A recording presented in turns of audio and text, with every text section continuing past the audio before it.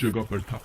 उनके घर के आसपास किसी गांव वाले ने अपना घर नहीं बनाया था, क्योंकि सबको पता था कि उस घर में रहने वाली बुढ़िया श्रापित है। उसे एक शैतान का श्राप लगा था। उसका चेहरा बहुत डरावना हो गया था। उसका पोता उसे जंजीरों से बांध कर रखता था। उसके चेहरे में दो बड़ी बड़ी कीलें लगी हुई थी। कभी कभी उसके अंदर का हैवान जाग उठता था तो वह अपने पोते को भी खाने की कोशिश करती थी। कहाँ मर गया तू? जल्दी मुझे आटे की गुड़िया दे, नहीं तो मैं तुझे ही खा जाऊंगी। दादी, थोड़ा सब्र रखो, खाना ला रहा हूँ, बस अभी आया। फिर हीरा उसके लिए आटे की गुड़िया बनाकर लाता है और उसकी तरफ फेंक देता है। फिर वह गुड़िया जानवरों की तरह उस आटे की गुड़िया को खाने लगती है। बहुत भूख लगी है। फिर वह आटे की गुड़िया को खाकर उसे थोड़ी तृप्ति मिलती है और वह कुछ शांत होती है। दादी, तुम्हारी ऐसी हालत कैसे हो गई? बेटा, मैं आज तुझे एक सच बताने जा रही हूँ।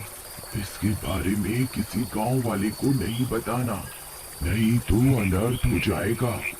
बहुत साल पहले मुझे जंगल में खजाने के बारे में पता चला था। उसे पाने के लिए मैं कुएं में उतरी। वहाँ एक शैतान था जो जन्म जन्म का भूखा था। उसकी कमर में एक सोने की पोटली बंधी हुई थी। मैंने उसकी तरफ आटे की गुड़िया फेंकी तो वह उसे खाने में मगन हो गया। तभी मैंने उसकी सोने की पोटली को खंजर से काट दिया। उसमें से सोने के सिक्के गिरे।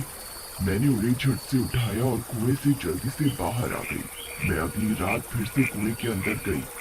मैंने फिर से उसकी तरफ आटे की गुड़िया फेंकी और उसकी पोटली को खंजर से काट दिया और सोना इकट्ठा करने लगी। लेकिन उस दिन मेरा लालच मुझ पर हावी हो गया। मैं ज्यादा सोने के सिक्के इकट्ठे करने में लग गई। तब तक वह शैतान आटे की गुड़िया खा चुका था। अब मेरे पास उसकी भूख मिटाने के लिए कुछ नहीं था। मैं जल्दी से रस्सी के सहारे बाहर निकलने लगी। तभी उसने मेरी टांग पर काट लिया और मैं भी श्रापित हो गई। उस दिन के बाद से मेरी ऐसी हालत हो गई है। अगर मुझे समय पर आटे की गुड़िया नहीं मिली तो मुझे डर है मेरे अंदर का शैतान किसी दिन तुझे अपना शिकार बना लेगा। बेटा, मुझे अब ऐसी जिंदगी और नहीं जीनी। मुझे मुक्ति दे दे। मैं अब थक चुकी हूँ। मैं किसी दिन तेरी जान ले लूंगी। मुझ पर एक कृपा कर, मुझे अब मुक्ति दिलवा दे बेटा। लेकिन दादी, मैं इस श्राप से आपको मुक्ति कैसे दिलवाऊं? बेटा, मेरे शरीर को आग के हवाले कर दे, इससे मुझे मुक्ति मिल जाएगी। लेकिन तू कभी खजाने के लालच में उस कुएं की तरफ मत जाना। फिर हीरा से अपनी दादी की हालत देखी नहीं जाती और वह अपने झोपड़े में आग लगा देता है और उसकी दादी को मुक्ति दिलवा देता है। अब मुझे कुएं में जाकर उस शैतान से खजाना लाना ही होगा। फिर एक दिन हीरा आटे की गुड़िया बनाता है और उस कुएं में उतर जाता है। दानव, कहाँ है तू? देख, मैं तेरे लिए आटे की गुड़िया लाया हूँ। हाँ, जल्दी आ जा। तभी आटे की गुड़िया की महक सुनकर वह शैतान वहाँ आ जाता है। उसे देखकर हीरा की सिट्टी पिट्टी गुल हो जाती है। अरे, तू मर गया रे। दादी की बात तो सच निकली। यहाँ तो सच में एक शैतान है। फिर वह शैतान उसकी ओर बढ़ने लगता है। तभी हीरा उसकी तरफ आटे की गुड़िया को फेंक देता है और वह शैतान उसे खाने लगता है। इसी का मौका उठाकर हीरा खंजर से उसकी सोने के सिक्कों की पोटली को फाड़ देता है और उसमें से सारे सोने के सिक्कों को इधर उधर बिखेर देता है। फिर सोने के सिक्के उठाना शुरू कर देता है। उसका लालच बढ़ता जाता है और वह सिक्के उठाने लगता है। तभी वह शैतान पूरी आटे की गुड़िया को खत्म करने वाला होता है। ये मांस मिटा तो इतनी जल्दी पूरी गुड़िया ही खा गया। ये गुड़िया खत्म होते ही मुझ पर हमला करेगा। मुझे अभी यहाँ से निकलना होगा। हाँ। फिर हीरा जल्दी से रस्सी पकड़कर ऊपर कुएं से बाहर निकलने लगता है। तभी वह शैतान पूरी गुड़िया खा लेता है और उसका ध्यान हीरा की तरफ जाता है। तब वो भी रस्सी पकड़कर कुएं से बाहर निकलने की कोशिश करता है। लेकिन जैसे ही उसका हाथ कुएं से बाहर निकलता है वह जलने लगता है और जलने से बचने के लिए वह फिर से कुएं के अंदर चला जाता है और अपने सोने के सिक्कों को वापस बटोरने लगता है। अरे वाह, आज तुम मजा आ गया। मेरे हाथ पांच सोने के सिक्के लग गए।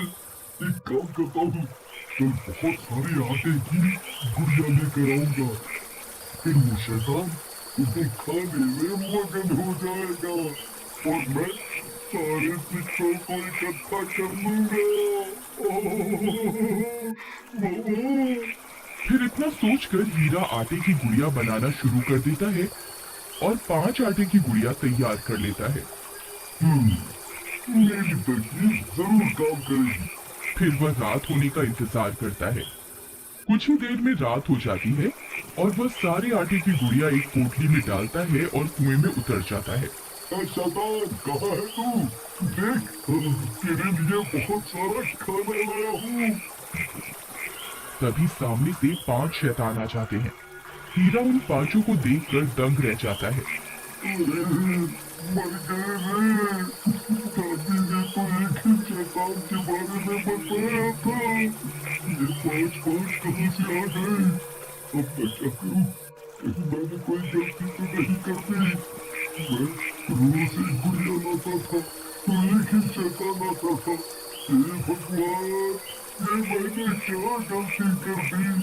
इसके बारे में तो मैंने सोचा ही नहीं। अब क्या करूँ? तभी वहाँ 5 शैतान आ जाते हैं और वे भूख के मारे तड़प रहे होते हैं। एक काम करता हूँ, इन 5 को इनकी गुड़िया खाने को दे देता हूँ।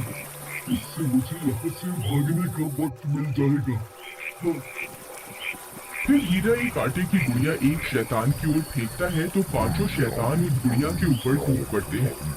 कोई उसकी टांग खा जाता है तो कोई उसका सिर, और पलक झपकते वो 5 मिलकर उस गुड़िया को खा जाते हैं। अरे, मर गए रे। इन 5 ने मिलकर एक झटके में गुड़िया हजम कर ली। अब क्या करूँ? यहाँ से कैसे निकलूँ? कैसे निकलूँ? फिर वो बची हुई 4 गुड़िया को एक साथ उनकी तरफ फेंक देता है। 5 में से 4 शैतानों को एक एक गुड़िया मिल जाती है। वह चारों उन्हें खाने में मगन हो जाते हैं, लेकिन एक शैतान अभी भी भूखा होता है और हीरा की तरफ देख रहा होता है। अरे, मर गए रे। इस नाश मिटे के हिस्से में तो कुछ आया ही नहीं। अरे, भागो रे, भागो रे। फिर जैसे ही हीरा रस्सी पकड़कर ऊपर से निकलने की कोशिश करता है, वो 5वां शैतान उसकी टांग पकड़ लेता है और उसकी टांग पर काट खाता है। अरे कपड़ा छोड़ मेरी टांग। तूने क्या कर दिया? फिर हीरा किसी तरह कुएं से बाहर निकलता है। बहुत दर्द हो रहा है रे। मैं क्या करूं? कहीं वो दादी वाला श्राप मुझे भी तो नहीं लग जाएगा। कोई है? कोई मेरी मदद करो। कोई मेरी मदद करो। फिर देखते ही देखते हीरा भी शैतान में बदल जाता है। उसे भी श्राप लग जाता है। फिर हीरा अपने दोनों हाथ और पैरों के सहारे चलने लगता है। उसे बहुत भूख लगती है और वह आटे की गुड़िया की खोज में पूरे गांव में भटकने लगता है। मुझे बहुत भूख लगी है। मैं किसी को नहीं छोड़ूंगा। गांव वाले उसे छुप छुप कर देखने लगते हैं। किसी को कुछ समझ में नहीं आता कि हीरा ऐसे दोनों हाथ और पैरों के सहारे क्यों चल रहा है और उसकी ऐसी हालत कैसे हो गई। फिर हीरा पूरी रात गांव में भटकता भटकता जंगल की तरफ निकल जाता है। उसके वहां से जाते ही गांव वाले अपने घरों से बाहर निकल कर आ जाते हैं। अरे भाई, ये हीरा को क्या हो गया? ये तो बिल्कुल जानवर जैसा बन गया है। भाई, मुझे तो लगता है इसे इसकी दादी श्राप खाया है, तभी ये भी श्रापित हो गया है। फिर सभी गांव वाले हीरा के घर की ओर दौड़ पड़ते हैं। जब वे वहां पहुंचते हैं तो दंग रह जाते हैं। वह घर पूरी तरह से जला हुआ होता है। वहां उन्हें उस बुढ़िया का कंकाल भी मिलता है। उन्हें कुछ समझ में नहीं आता कि आखिर क्या हो रहा है। फिर रात होने पर उन गांव वालों को हीरा के तड़पने की आवाजें जंगल से आती हुई सुनाई देती हैं। मैं किसी को नहीं छोड़ूंगा, मुझे आटे की गुड़िया दो।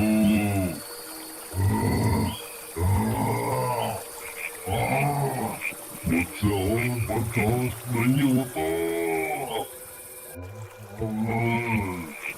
अरे भाई, ये तो उसी हीरा की आवाज है। अगर ये गाँव में आ गया तो सबको अपने जैसा बना देगा। अरे भाइयों, देखो हीरा इसी ओर आ रहा है, हमें इसे जला के मारना होगा। हम भी इसके जैसे बन जाएंगे। फिर जैसे ही हीरा वहां पहुंचता है, सभी गांव वाले मशाल उसकी तरफ फेंक देते हैं और हीरा जलने लगता है। गाँव वालों, तुम्हारा बहुत बहुत शुक्रिया। तुमने मुझे मुक्ति दिलवा दी। मैं लालची बन गया था। मुक्ति। लेकिन वह कुएं का दानव आज भी उस कुएं में अपने शिकार का इंतजार कर रहा